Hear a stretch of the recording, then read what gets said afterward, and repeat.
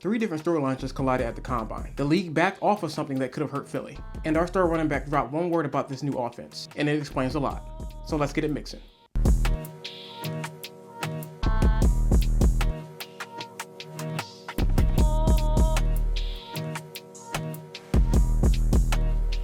What's up, Mafia? So the NFL has decided not to ban the Tush push, but we'll get back to that because it ties everything else together. During an interview, Saquon Barkley described Sean Mannon's new offense as one word: refreshing. Hey, I'm super excited about it. I've had a lot of different coaches and head coaches and been a part of a lot of systems, and I don't think I really came across a system like this. And for me, it's just about, it's refreshing. You get something new. You get to learn something new. Having your dynamic running back say that means a lot. And here's why. Players don't frame a system that way unless the internal feel has shifted.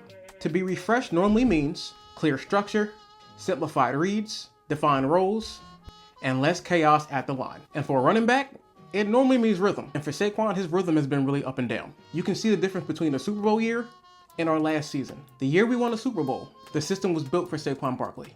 He had great blocking up front, he could hit the hole hard, and he could freestyle when needed.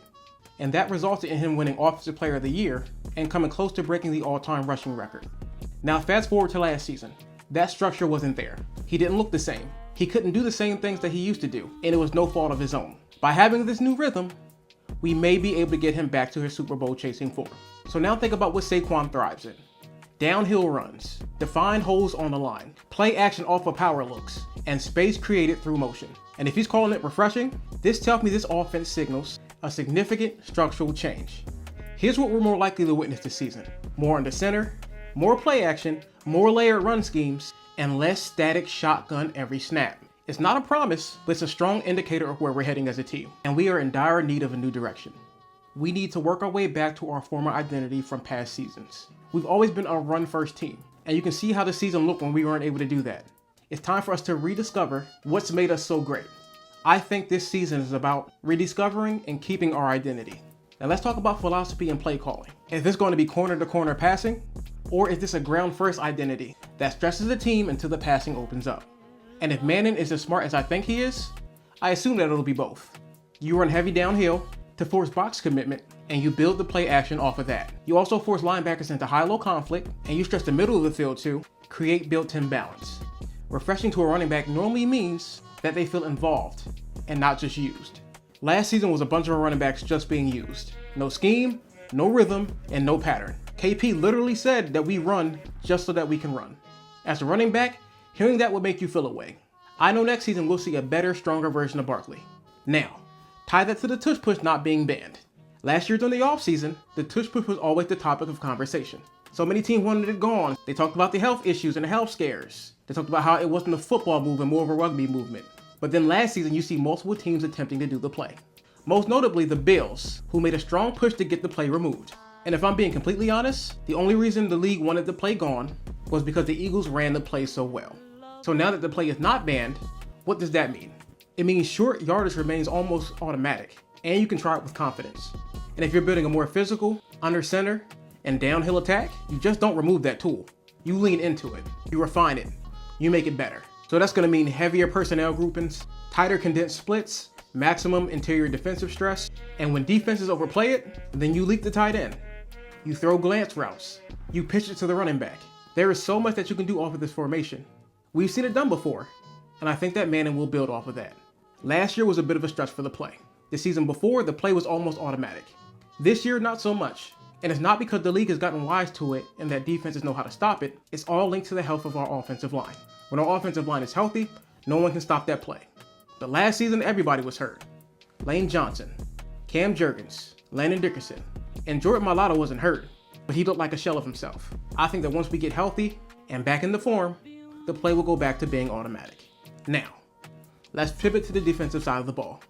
Because CJ Gardner-Johnson is now back on our radar. Because this is about identity on both sides. When we had CJ Gardner-Johnson on our team, we reached the Super Bowl twice. Without him, we lose in the wild card round. During the postseason of our Super Bowl win, he was traded to the Texans for pretty much nothing.